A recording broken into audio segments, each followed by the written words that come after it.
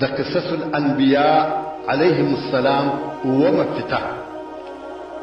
محترم ورونو، په تیره شپږمه پته کې زموږ بحث تر هغه ځایه رسېدلی و چې د ابراهیم علیه السلام له طرفه د کعبې شریفې جوړېدل پای ته ورسېدل او الله جل جلاله امر کړی چې په خلقو کې د حج د ادا کولو دپاره غږ وکړه چې راسې حاجان ته پیاده او سپاره د هرې لرې او ژورې لارې.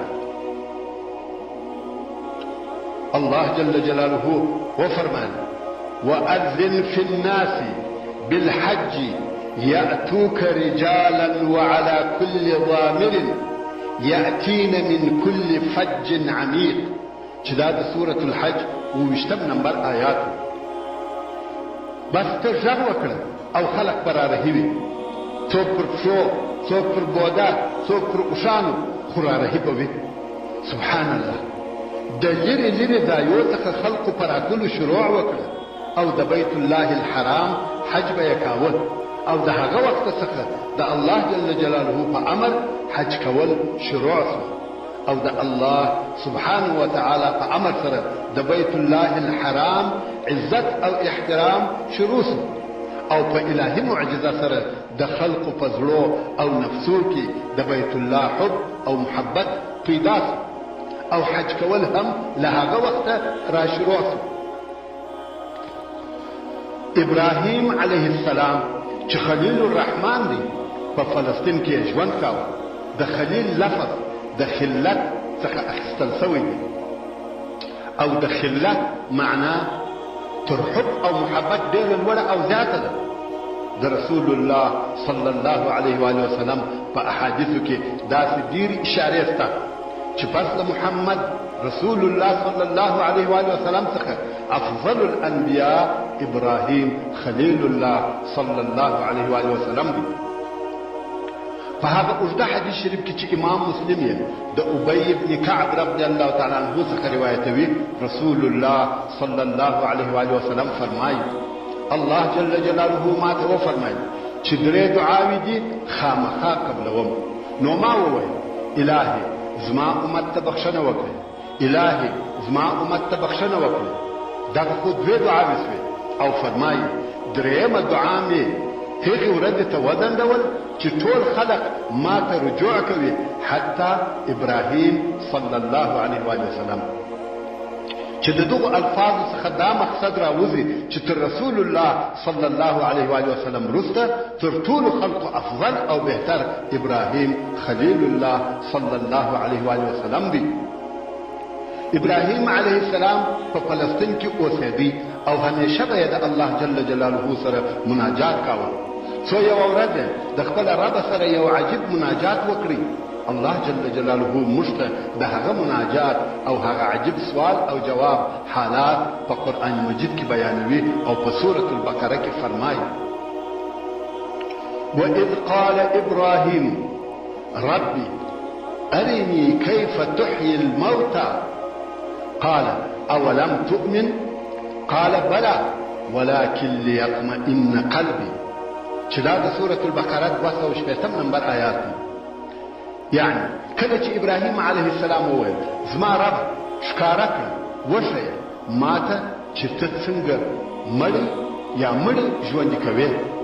ابراهیم علیه السلام غواړي چې د مړو د ژوندي کېدلو حالت او کیفیت وویني چې مړی څنګه را ژوندي کېږي.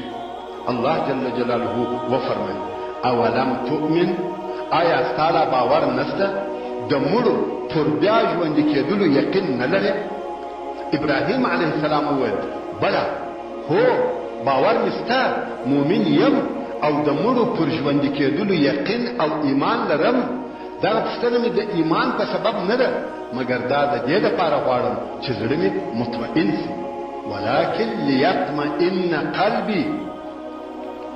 علماء کرام وایي یو علم الیقین دی او بل عین الیقین دی.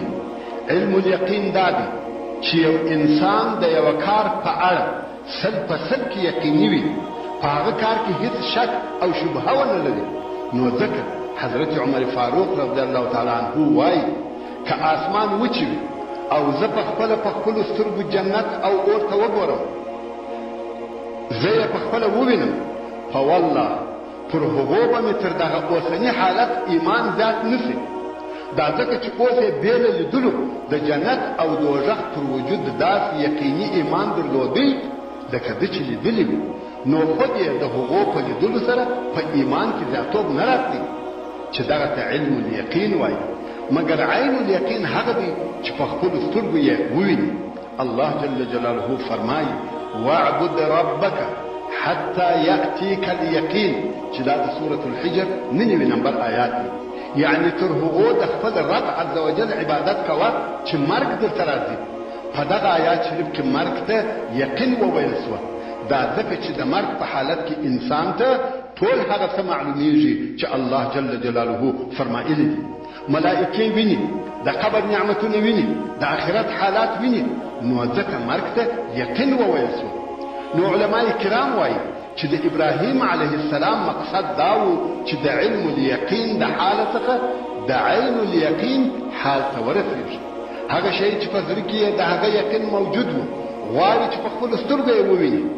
نو کله چې الله جل جلاله وفرمایل اولم تؤمن، ابراهیم علیه السلام وویل بله، هو د مړو په ژوندي کېدلو کې هیڅ شک نه لرم، علم الیقین ورته حاصل و، عین الیقین غواړم، ولکن لیطمئن قلبي. نو الله جل جلاله وفرمایل ورته وفرمایل 4 مختلف مرغان واخله، د ځان سره یو ځای کړه، یعنی حلال یې کړه، ټوک ټوک یې کړه، او بیا یې سره ګډوډ کړه، او بیا دغه ګډوډ سوي مرغان چې غوښه، وینې او بڼکې یې سره ګډوډ وي 4 حصې کړه، او پر 4 جلا جلا غرو یې یوه حصه کښېږده. په یوه روایت کې راغلی دي چې ابراهیم علیه السلام ته وویل سوه چې د دغو 4 مرغانو سرونه ستا په لاس کې در سره وساته، او بیا دغه مرغان ځان ته راوبوله، نو رابسې دوی تا ته په ځغستا په منډه به درته راسي، او پوه سه چې الله جل جلاله ډېر غالب او د ښه حکمت خاوند دی. واقعا هم ابراهیم علیه السلام 4 مختلف مرغان حلال کړل، ټوک ټوک او سره ګډوډ یې کړل، دغه ګډې سوي غوښې یې 4 حصې کړې، او یوه حصه یې پر 4 غرو جلا جلا کښېښول، او د مرغانو سرونه د ده سره پاته سول. بیا یې مرغانو ته ورغږ کړل، د ده په ناره کولو سره د دغو مرغانو ټوټې د ده په حضور سره یو ځای کېدې. دی علیه السلام ورته ګوري چې بیا له سره ژوندي مرغان ځینې جوړ شول، او هر مرغه راځي خپل سر اخلي، پر خپل بدن یې ایږدي او په هوا کېږي. فسبحان الله القادر الخالق. همدارنګه د الله جل جلاله له طرفه پر ابراهیم علیه السلام صحیفې نازلې سوي دي چې دغه صحیفې په قرآن مجید کې ذکر سوي دي، او الله جل جلاله په سورة الاعلا کې فرمایي صحف ابراهیم و موسی. په هغه حدیث شریف کې چې ابن حبان یې په خپل صحیح کې او ابو نعیم یې په حلیة الاولیاء کې د ابو ذر رضی الله تعالی عنه څخه روایتوي. ابو ذر رضی الله تعالی عنه وایي ما د رسول الله صلی الله علیه و آله وسلم څخه د ابراهیم علیه السلام د صحیفو په باره کې پوښتنه وکړه چې هغه صحیفې څه شوې. رسول الله صلی الله علیه و آله وسلم وفرمایل چې هغه صحیفې ټولې نصیحت او حکمتونه وي، چې د هغې جملې څخه رسول الله صلی الله علیه و آله وسلم دغه څو حکمت بیان کړه، او ویې فرمایل ای جابر مغرور او په امتحان اخته سوی پاچا، ما ته د دې دپاره نه یې لېږلی چې ځینې مال و ځینې نور ته جمع او یو ځای کړې، یعنی د مال د ټولولو دپاره مې نه یې لېږلی، بلکې د دې دپاره مې لېږلی یې چې د یوه مظلوم دعا ما ته راپرې نږدې، تر ما د مخه ته باید د مظلوم غور وکړې. زه د مظلوم دعا نه ردوم، یعنی قبلوم یې، که څه هم د کافره څخه وي. الله جل جلاله د مظلوم دعا قبلوي، که څه هم دغه مظلوم کافر وي. نور هم رب عز وجل فرمایي پر عاقل انسان تر څو چې عقل یې د لاسه نه وي ورکړي، دا لازمه ده چې خپل وخت وویشي. 1 ساعت د خپل رب سره د مناجات لپاره وټاکي.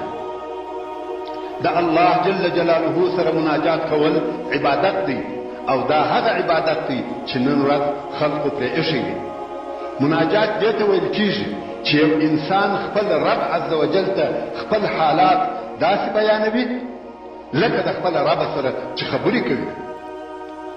الله جل جلاله مخاطب وګرځوي، خپل د فخر او احتیاج حال ورته بیانوي، خپل حاجتونه او ضرورتونه ځینې غواړي، پر خپلو ګناهو او خطایاو پښیماني ښکاره کوي او بخښنه ځینې غواړي.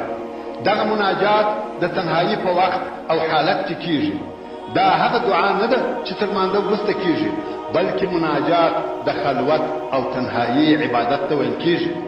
مناجات هغه دعا او هغه خبرو ته ویل کیږي چې ته په خلوت او تنهایی کې خپل رب عز وجل مخاطب وګرځوې، عجز او زاری ورته کوې، خپل غوښتنې ځینې غواړي. او عاقل انسان باید یو ساعت د دې لپاره مقرره کړي چې د خپل ځان سره حساب وکړي چې کم ښه کارونه مې کړي دي او کم کارونه مې پرې ایښي دي، کم ښه کارونه مې تر ځان د مخه قیامت ته لیږلي دي او کم ښه کارونه تر ما وروسته ټولنې او د ټولنې خلقو ته د هغو د مصلحت لپاره پاتې کیږي. انسان یوازې دغه نه دی چې دنیا ته راغلی، لوی سو، مال او پیسې ټول کړه، واده یې وکړي، اولادونه یې وزېږول، عمر یې شپېتو او اویا کلو ته ورسېدی او له دنیا څخه ولاړ. انسان باید په خپل دغه عمر کې د ځان سره حساب ولري چې د محمدي شریعت لپاره مې څه وکړه، د دین، وطن او ټولنې لپاره مې څه وکړه، څه شي مې تر ځان د مخه ولېږل او څه شي مې تر شا پرېښول، چې دغه کار ته د محاسبې عبادت ویل کیږي. او دا هم هغه عبادت دی چې نن ورځ خلقو پرې ایښی دی. دا چې انسان یوازې کښېني او د ځان سره فکر وکړي چې ما نن کم کارونه کړي دي او په هغو کې کم کارونه د خیر وه او کم کارونه یې د شر وه، کم کارونه مې ګناهونه او سیئات دي او کم کارونه مې خیر او حسنات دي. دغه ته محاسبة النفس یا د ځان سره حساب کول ویل کیږي. نو عاقل انسان باید په هره ورځ کې یو ساعت د خپل ځان سره د محاسبې لپاره خاص کړي او هر انسان باید یو ساعت د دې لپاره خاص کړي چې د الله جل جلاله په صنعت او حکمت کې فکر وکړي. ځمکه او اسمانونه، غرونه او دښتونه، یخ او ګرمي، لمر او سپوږمۍ، ونې او دریابونه، انسانان او حیوانان او داسې نور ډېر شیان شته چې انسان د هغو په خلقت او حکمت کې فکر وکړي. دغه د اسمانو دقیق نظام د چا له طرفه اداره کیږي؟ دغه بېشماره او تر حساب تیر انسانانو او حیوانانو، حشراتو او خزندو ته څوک هره ورځ رزق ورکوي؟ چې دا د تأمل او فکر کولو عبادت دی، چې دغه عبادت هم ډېرو خلقو پرې ایښی دی.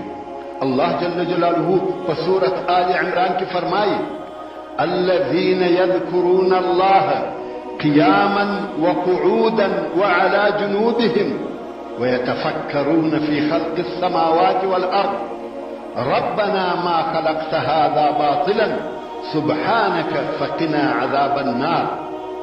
یعنی عاقلان هغه کسان دي چې په ولاړه، په ناسته او په پروتې الله جل جلاله یادوي. علماء کرام وایي چې له دغه ذکر او یاد څخه مقصد مناجات دی. او عاقلان هغه کسان دي چې د آسمانو او ځمکې او د هغو شیانو چې د دوی په منځ کې دي په پیدایښت او خلقت کې فکر کوي، چې دا هغه د تفکر او تأمل عبادت دی. او پس له فکر کولو څخه ووایي: زموږ ربه، تا دغه مخلوقات عبث نه دي پیدا کړي او دغه مخلوقات بې له حکمته په وجود نه دي راغلي. ته د ټولو عیبو څخه پاک او موږ د اور له عذابه وساته. او یو عاقل انسان باید یو ساعت د خپلو حلالو ضرورياتو لپاره معین کړي، لکه خوړل او څښل او د ژوندانه نور مباح ضروريات. همدارنګه یو عاقل انسان باید خپل ځان بې له درو شیانو په بل شي کې ستړی نه کړي.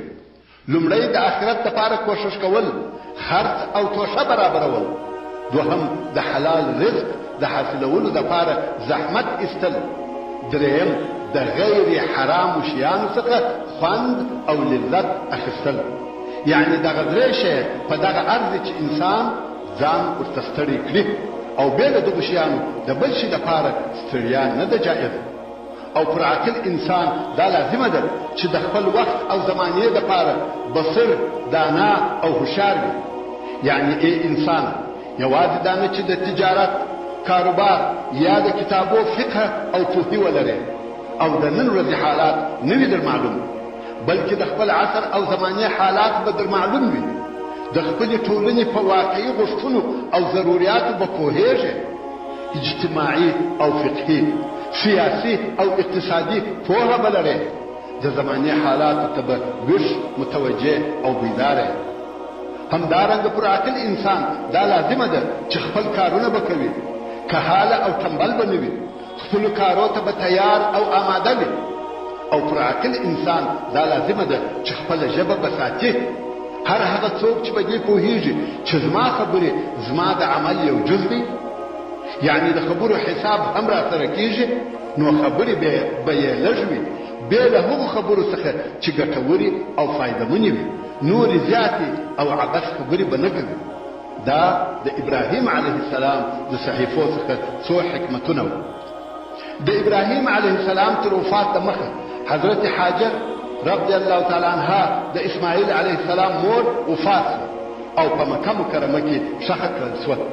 د دې په وفات ابراهیم علیه السلام ډېر خفه او غمجن شو. پس د څه وخته حضرت ساره علیه السلام هم وفات شوه او د ساره علیه السلام عمر د وفات په وخت کې 128 کاله و. ابراهیم علیه السلام د دې علیه السلام په وفات هم ډېر زیات غمجن شو او د ساره علیه السلام اوصاف او خویونه به یې بیانول. د رسول الله صلی الله علیه و آله وسلم په مبارکو احادیثو کې د ابراهیم علیه السلام فضیلتونه ډېر زیات ذکر شوي دي. د ابراهیم علیه السلام د لویو او عظیمو فضیلتو څخه یو دا دی چې ابراهیم علیه السلام خلیل الرحمن دی. الله جل جلاله په سورة النساء کې فرمایي واتخذ الله ابراهیم خلیلا، یعنی الله جل جلاله ابراهیم علیه السلام خاص دوست ګرځولی یا اختیار کړی دی. د ابراهیم علیه السلام د فضیلتو څخه یو هم دا دی چې د قیامت په ورځ کله چې انسانان د قبرو څخه لڅ لغړ راپورته شي، نو اول هغه څوک چې لباس یا کالي په اغوستل کېږي هغه ابراهیم علیه السلام دی. په هغه حدیث شریف کې چې امام بخاري د عبدالله ابن عباس رضی الله تعالی عنهما څخه روایتوي، وایي رسول الله صلی الله علیه و آله وسلم وفرمایي وان اول الخلائق یکسا یوم القیامة ابراهیم، رواه البخاري. او د ټولو مخلوقاتو څخه لومړی هغه څوک چې د قیامت په ورځ کالي په اغوستل کېږي ابراهیم علیه السلام دی. د ابراهیم علیه السلام د ډیرو فضیلتو څخه یو دا هم دی چې د الله جل جلاله له طرفه یې د وفا په لفظ سره تعریف او توصیف شوی، یعنی د الله جل جلاله له طرفه چې د هر شي د کولو غوښتنه ځینې شوې ده، هغه امر یې په صدق او اخلاص سره پر ځای کړی. الله جل جلاله په سورة النجم کې فرمایي وابراهیم الذي وفى. همدارنګه د ابراهیم علیه السلام د ډیرو فضیلتو څخه یو فضیلت دا دی چې د اولو العزم رسولانو څخه دی. اولو العزم رسولان 5 دي. محمد رسول الله صلی الله علیه و آله وسلم، نوح نبی الله صلی الله علیه و آله وسلم، ابراهیم خلیل الله صلی الله علیه و آله وسلم، موسی کلیم الله صلی الله علیه و آله وسلم، عیسی روح الله صلی الله علیه و آله وسلم. الله جل جلاله دغه 5 اولو العزم انبیاء علیهم السلام د سورة الاحزاب په 9 نمبر آیات کې ذکر کړي دي او رب عز وجل فرمایي وَإِذْ أَخَذْنَا مِنَ النَّبِيِّينَ مِيثَاقَهُمْ وَمِنْكَ وَمِنْ نُوحٍ وَإِبْرَاهِيمَ وَمُوسَى وَعِيسَى ابْنِ مَرْيَمَ وَأَخَذْنَا مِنْهُمْ مِيثَاقًا غَلِيظًا. همدارنګه د ابراهیم علیه السلام د فضیلتو څخه یو دا دی چې الله جل جلاله یوازې دی علیه السلام پوره امت بللی دی. الله جل جلاله په سورة النحل کې فرمایي یعنی بېشکه چې ابراهیم علیه السلام واقعي امام او پیشوا و، ټوله نیکۍ په دې کې سره یو ځای سوي وې، لکه څرنګه چې په یو لوی امت کې په متفرق ډول محاسن او کمالات موجود وي، هغه ټوله الله جل جلاله په ده علیه السلام کې سره جمع کړي وو. یوازې د الله جل جلاله اطاعت یې کاوه او حنیف و، یعنی د باطله څخه د حق پر طرف مائل و. او دی علیه السلام د مشرکانو څخه نو لکه قریشو چې به ویل د نعمتو او احسانو شکر کوونکی و، تل به د الله جل جلاله حمد او شکر ادا کاوه. الله جل جلاله په نبوت سره اختیار کړی و او الله جل جلاله د توحید او اسلام سمې لارې ته هدایت ورته کړی و. دا چې الله جل جلاله فرمایي شاکرا لانعمه، یعنی ابراهیم علیه السلام به تل د الله جل جلاله د نعمتو او احسانو شکر ادا کاوه. نو د الله جل جلاله حمد ویل او د هغه جل جلاله د نعمتو شکر ادا کول عبادت دی، او دغه عبادت هم نن ورځ ډیرو خلکو پرې ایښی دي. هر کله چې به ابراهیم علیه السلام یو شی وخوري د الله جل جلاله حمد به یې وایه، او هر کله چې به یو شی وچشي د الله جل جلاله شکر به ادا کاوه. تر داسې اندازې چې بوټ یا چوټه به په پښه کړه د الله جل جلاله حمد به ادا کاوه. نو پر هر شي او په هر وخت کې به د خپل رب عز وجل شکر او حمد وایه شاکرا لانعمه. مگر د نن ورځې ډیرو مسلمانانو دغه عبادت پرې ایښی دي، د الله جل جلاله فضل او احسانونه یې هیر کړي دي. د لباس او کالو نعمت، د خوړلو او څښلو نعمت، د کورو او تعمیرو نعمت، د باغو او موټرانو نعمت، د صحت او اولادو نعمت، د دکانو او تجارتو نعمت، هرې خوا او هر شي ته چې ګورې نعمتونه دي نعمتونه. خو موږ یې په قدر ځان نه پوهوو تر داسې اندازې چې د حمد او شکر پر ځای وایو خاورې دې دغه خرابه کور سي، خاورې دې دغه فلاني خواړه سي، او داسې نورې ناشکرۍ کوو. مګر ابراهیم علیه السلام لکه څرنګه چې الله جل جلاله فرمایي هر وخت او پر هر شي د الله جل جلاله شکر ادا کاوه. شاکرا لانعمه اجتباه وهداه الى صراط مستقیم. ابراهیم علیه السلام شکر ادا کوونکی، د نعمتو او احسانو قدر پیژندونکی و. الله جل جلاله د نبوت دپاره غوره او اختیار کړی، او الله جل جلاله د اسلام او توحید پر لار برابر کړی. او نور هم الله جل جلاله پسې فرمایي او موږ ابراهیم علیه السلام ته په دې دنیا کې نیکۍ ورکړې وې، ښه ژوند، نبوت، پراخه رزق، عزت، اولادونه چې هغه هم انبیا وو. او بېشکه چې دغه ابراهیم علیه السلام په آخرت کې هم خامخا د صالحانو، انبیاو او لوړو درجو د خاوندانو څخه دی. تر څو داسې یوه ورځ راغله چې ابراهیم علیه السلام هم له دې فاني دنیا څخه رحلت وکړي. او د ابراهیم علیه السلام عمر د وفات په وخت کې 115 کاله و. خو په ځینو هغو روایتو کې چې ابن کثیر رحمه الله په خپل قصص الانبیا کې را نقل کړي دي راغلي دي چې د ابراهیم علیه السلام عمر د وفات په وخت کې 200 کاله و. او د ابراهیم خلیل الله صلی الله علیه و آله وسلم شکیدل د زامنو اسماعیل او اسحاق علیهم السلام وکړه. او ابراهیم علیه السلام په فلسطین کې د حبرون په ښار کې ښخ کړل شو، هغه چې نن ورځ مسلمانان الخلیل ورته وایي. مګر یهود او نصارا یې تر اوسه د حبرون په نامه سره یادوي. خو مسلمانانو د ابراهیم علیه السلام د یادولو او نه هېرولو په سبب پر دغه ښار د الخلیل نوم کښېښود. ابراهیم علیه السلام چې ابو الانبیا، یعنی د انبیا علیهم السلام پلار دی، الله جل جلاله د ده په باره کې په سورة العنکبوت کې فرمایي ووهبنا له اسحاق ويعقوب وجعلنا في ذريته النبوة والكتاب وآتيناه أجره في الدنيا وإنه في الآخرة لمن الصالحين. او موږ وبخښه دغه ابراهیم ته زوی اسحاق علیه السلام او المسی یعقوب علیه السلام او ومګرځاوه د ده په اولاده کې نبوت او کتاب او ابراهیم علیه السلام ته موږ د ده اجر په دنیا کې ورکړي چې دغه د دنیا اجر مال او اولاد عزت او د تل دپاره ښه نوم دی او بېشکه دی علیه السلام په آخرت کې د صالحانو د اولو العزم انبیاء علیهم السلام څخه دی.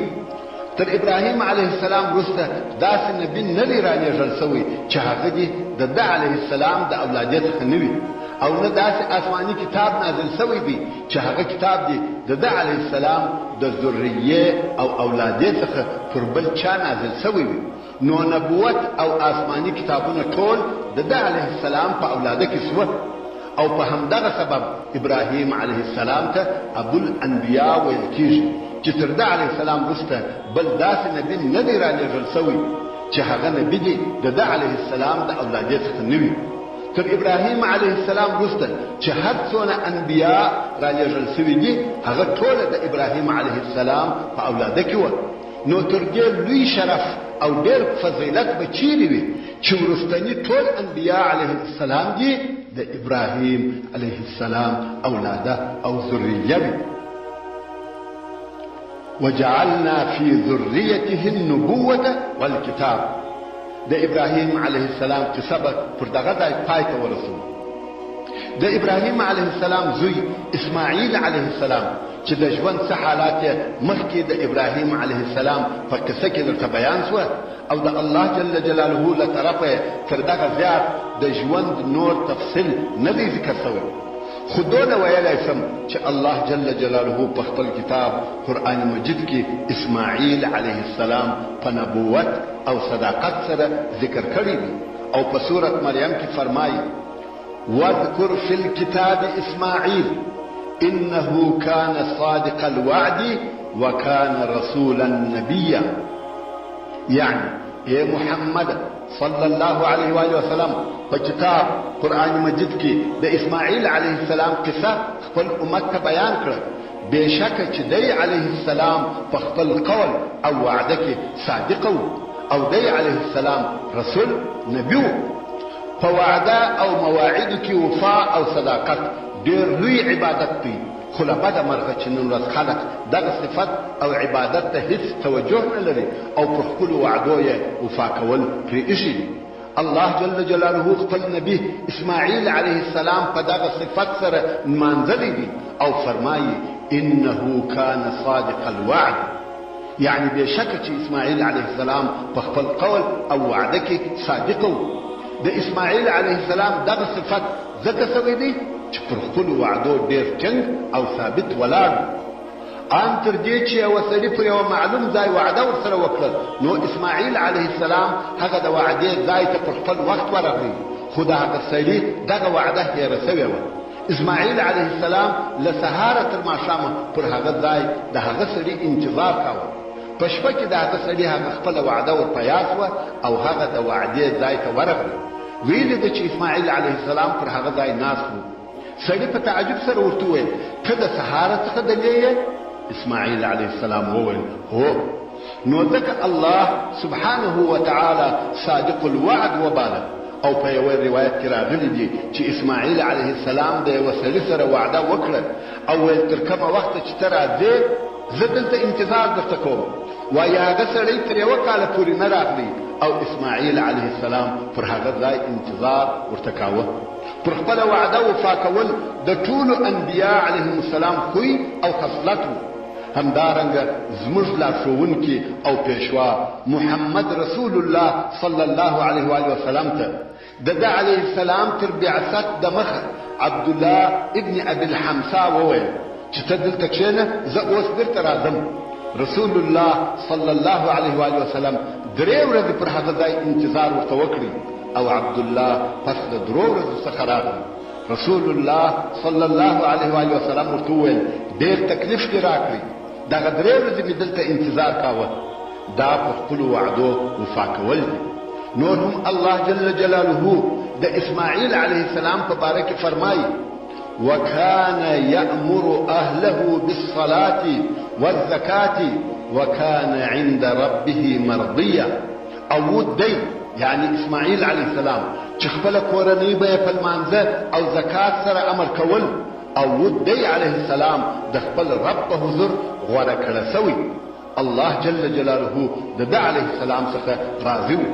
نو د اسماعیل علیه السلام د صفتو څخه یو دا و چې تل به یې خپل اهل او خپله کورنۍ په عبادت، لمانځه او زکات امر کول، چې دا د هر مسلمان پلار او د هرې کورنۍ د مشر وظیفه ده چې د لمانځه وخت داخل سي. یوازې دا نه چې خپلو اولادو ته یې ور په یاد کړي، بلکې باید امر یې کړي چې ولاړ سي لمونځ وکړي. کله چې د زکات او سرسایې د خیرات او صدقې وخت راسي باید امر یې کړي. که څوک د دنیا او آخرت کامیابی غواړي نو باید د ژوندانه په ټولو کارو کې په انبیا علیه السلام پسې اقتدا وکړي. دا د اسماعیل علیه السلام حالات و.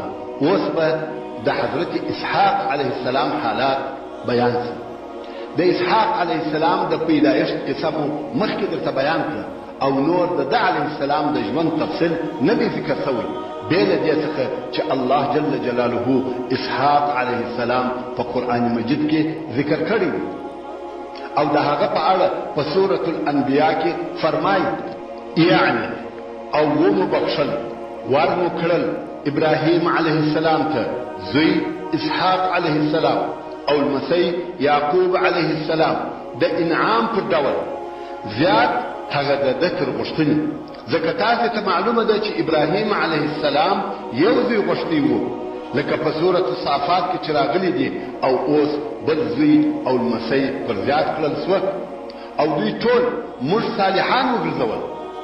ځکه ابراهیم علیه السلام او دوه زامن او المسی ټول انبیاو، او تر انبیاو بل هیڅوک صالحه نسته، او موږ دوی داسې امامان وګرځول چې زموږ په حکم سره یې سمه صافه لار ښووله، او موږ دوی ته د ښو کارو په کولو او د لمنځو په صحیح ادا کولو او د زکات په ورکولو وحی نازلې کړې، او دوی ټول و خاص موږ ته عبادت کوونکي. اسحاق علیه السلام هم د خپل عمر د 115 کلو په شاوخوا کې وفات شو، او په فلسطین کې د الخلیل په ښار کې ښخ کړل شو. مگر حضرت اسماعیل علیه السلام په مکه مکرمه کې ښخ کړل شو. دا په تاریخ کې د هغه عظیم الشان نبی او هغه اولو العزم رسول چې ابراهیم خلیل الرحمن صلی الله علیه و آله وسلم ورته ویل کېږي قصه وه چې د الله جل جلاله په دربار کې ډېر معزز او زیات مکرم او اوس هم دی. او د هغه علیه السلام د قصې تر څنګ مو د ده د دوو زامنو اسماعیل او اسحاق علیهم السلام قصه هم ورسره بیان کړه. او اوس به د لوط علیه السلام هغې قصې ته را وګرځو چې د ابراهیم علیه السلام په ژوند او حیات کې پیښه شوې ده. لوط علیه السلام چې د ابراهیم علیه السلام د ورور زوی دی، یعنی د ابراهیم علیه السلام وراره دی، نوم یې لوط ابن حاران ابن تاریح یا آزر، چې تاریح د ابراهیم علیه السلام پلار. الله جل جلاله په قرآن مجید کې لوط علیه السلام په څوارلس سورتو کې 28 باره ذکر کړی دی. لوط علیه السلام ماشوم او کوچنی و چې پلار یې وفات شو، نو دی علیه السلام د تاریح په کور کې د خپل اکا ابراهیم علیه السلام سره یو ځای تربیه شو، او ابراهیم علیه السلام ډېر پرګران د زړه د اخلاص یې ډېر زیات حب او محبت ورسره درلودی. کله چې لوط علیه السلام هغه معجزه ولیده چې ابراهیم علیه السلام اور ته واچول شو، او هغه اور پر ابراهیم علیه السلام یخ او د سلامتیا ځای وګرځېدی، د هغه ځای ټولو اوسېدونکو دغه حالت او مشهد ولیدي، مګر ایمان یې را نه وړي. خو لوط علیه السلام یوازنی انسان و چې د ابراهیم علیه السلام رسالت او نبوت یې ومانه. الله جل جلاله فرمایي فآمن له لوط، یعنی نو لوط علیه السلام د ابراهیم علیه السلام تصدیق وکړي، کله چې د ابراهیم علیه السلام د خپل قوم څخه د شام پر لوري د هجرت کولو اراده وکړه نو یې وویل وقال اني مهاجر الى ربي انه هو العزيز الحكيم. ابراهیم علیه السلام وویل زه د خپل قوم له عراقه هغه ځای ته هجرت کوم چې زما رب عز وجل امر کړی چې هغه ځای شام. بېشکه چې زما رب عز وجل د خپلو احکامو په چلولو کې غالب او قوي دی او د ښه حکمت خاوند دی چې هر کار په تدبیر او حکمت سره کوي. نو په دغه هجرت کولو کې لوط علیه السلام د ابراهیم علیه السلام سره ملګری شو. او په تیر بیان کې مو دا هم درته وویل کله چې ابراهیم علیه السلام له مصر بیرته فلسطین ته راغلی نو یې لوط علیه السلام امر کړي چې ته مؤتفقه ته ولاړ شه چې دغه ځای ته صدوم هم ویل کېږي. د صدوم کلی او قریه په اردن کې هغه ځای دی چې د بحر المیت سره د هغې بحیرې تر څنګ واقع دی چې بحیرې لوط ورته ویل کېږي. او دغه د صدوم کلی یا قریه د تجارت او مسافرو مرکز دا ځکه چې دغه قریه د دریاب پر غاړه واقع وه نو هر چا چې به د سفر اراده درلودل دلته به راتلی او بیا به له دغه ځایه د کښتیو په واسطه د خپل مقصد ځای ته تلي. نو خود د مسافرو او تجارت مرکز مګر له بده مرغه دغه قوم او د دغه ځای اوسېدونکي ټول کفار یا کافران وو. هیڅ مؤمن او مسلمان نو پکښې موجود. یوازې د لوط علیه السلام کورنۍ چې مسلمانه وه هلته اوسېدل. دغه قوم یوازې دا نه چې کافران وو بلکې فاجران او فاسقان هم وو. په فجور او بد اخلاقي کې ماهره استادان او فنکاران وو. داسې یو نوی فسق یې غوره او اختراع کړی چې تر دې دمخه په ټول عالم کې نه چا کړی وو او نه یې ورته فکر وو. الله جل جلاله دغه د دوی حال په سورة الاعراف کې بیانوي او فرمایي ولوطا اذ قال لقومه اتأتون الفاحشة ما سبقكم بها من احد من العالمين انكم لتأتون الرجال شهوة من دون النساء بل انتم قوم مسرفون. يعني او یاد کړل لوط علیه السلام کله چې خپل قوم ته وویل آیا تاسې داسې بد او فاحش کار کوئ چې تر تاسې د مخه د ټولو مخلوقاتو څخه هیچا دغه بد کار نه دی کړی نو تاسې هم مه کوئ. بېشکه چې تاسې د خپل شهوت د پوره کولو دپاره نارینهو ته ورځئ هغه چې الله جل جلاله درته روا او حلاله کړې ده چې د ښځو سره نکاح ده هغه مو پرې ایښې ده او د هغه پر ځای مو دغه بد قبیح او فاحش کار خوښ کړی دی او هیڅ بد یې هم نه بولي. نو تاسې پر حقه لار نه یاست رهي بلکې تاسې اسراف کوونکي او د انسانیت د حدودو څخه وتلي یاست. دغه د لوط علیه السلام قوم جنسي انحراف او خبیث کار شروع کړي. که نن ورځ ځینې کسان لواطت فطري کار بولي یا دغه کار په اړه نورې خبرې کوي دغه ټول فاسد افکار او فاسد خبرې دي. لواطت انحراف د لارې اوښتل فسق او فجور دی د بشري ټولنې ضایع کېدل دي.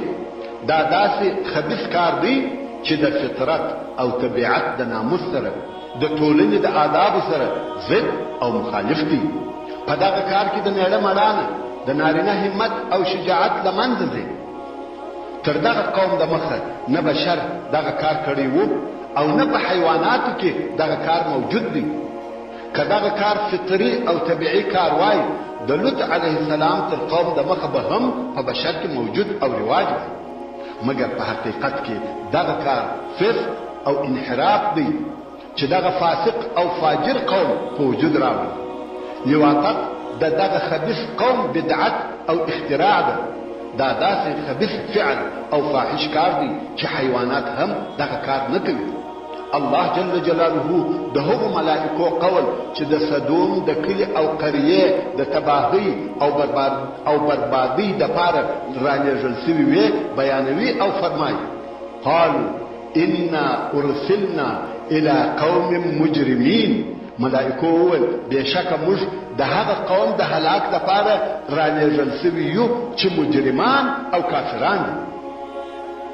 الله جل جلاله دغه قوم مجرمان وبلل د دوی تعریف په مجرمانو سره وکړي او دغه فاجر قوم نبی لوط علیه السلام دغه قوم ته وویل اتأتون الذکران من العالمین وتذرون ما خلق لكم ربكم من ازواجكم بل انتم قوم عادون آیا تاسو نارینه‌و ته په لواطت سره راتګ کوئ د بني آدم د نارینه‌و سره نکاح کوئ او هغه ازواج پرېږدئ چې ستاسو رب عز وجل ستاسو لپاره پیدا کړي دي یعنی هغه ښځې چې ستاسو رب عز وجل ستاسو د استمتاع او اولاد پیدا کېدلو لپاره پیدا کړي دي پرېږدئ او د نارینه‌و سره لواطت کوئ نو په دغه معصیت او نافرمانی سره تاسو تجاوز کوونکی قوم یاست چې د حلال کار څخه حرام کار ته تجاوز کوي د طبیعت او انسانیت د حدود څخه وتلي یاست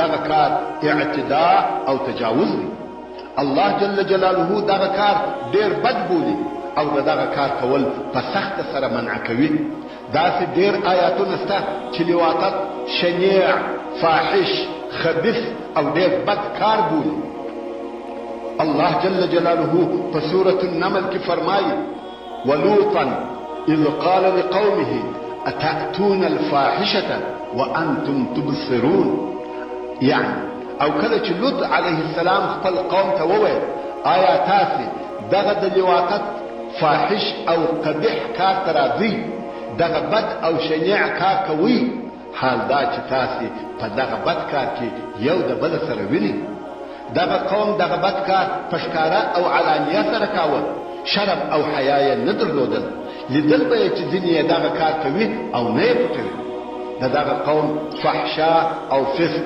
دغه درجې ته رسېدلي وو نور هم لوط علیه السلام دغه فاحش قوم ته وایي أئنكم لتأتون الرجال شهوة من دون النساء بل انتم قوم تجهلون آیا تاسو خامخا د شهوت د دفع کولو دپاره نارینه‌و ته ورځئ بې له ښځو بلکې تاسو یو ناپوهه قوم یاست د دغه خپل ناوړه کار په نتیجه او عواقبو نه پوهېږئ درونو تاسو دغو الفاظو ته وګورئ چې د لوط علیه السلام قوم په هغو سره یاد شوي دي کفار مجرمین مسرفین فاسقین معتدین جاهلین فاسدین او ظالمین دغه ټول هغه رذل صفتونه او قبیح القاب دي چې په مبارکو آیاتو کې دغه قوم په بلل شوي دي په قرآن مجید کې هیڅ قوم په دغه بدو الفاظو نه دی معرفي شوی لکه د لوط علیه السلام قوم چې په هغو الفاظو سره موصوف او یاد شوی دی الله جل جلاله په سورة العنکبوت کې فرمایي یعنی او یاد کړه لوط علیه السلام کله چې خپل قوم ته وویل بېشکه چې تاسې داسې بد او فاحش کار کوئ چې تر تاسې د مخه د ټول عالمه څخه که انس دی که جن هیچا دغه بد کار نه دی کړی آیا تاسې باید خامخا د لواطت دپاره نارینه‌و ته ورځئ او لارې باید قطع کړئ لار تېرېدونکي باید وشکوئ ځکه دغه قوم لار نیونکي غله هم وه او تاسې په خپلو مجلسو کې منکر او بد کارونه باید وکړئ لطفا فتا واړه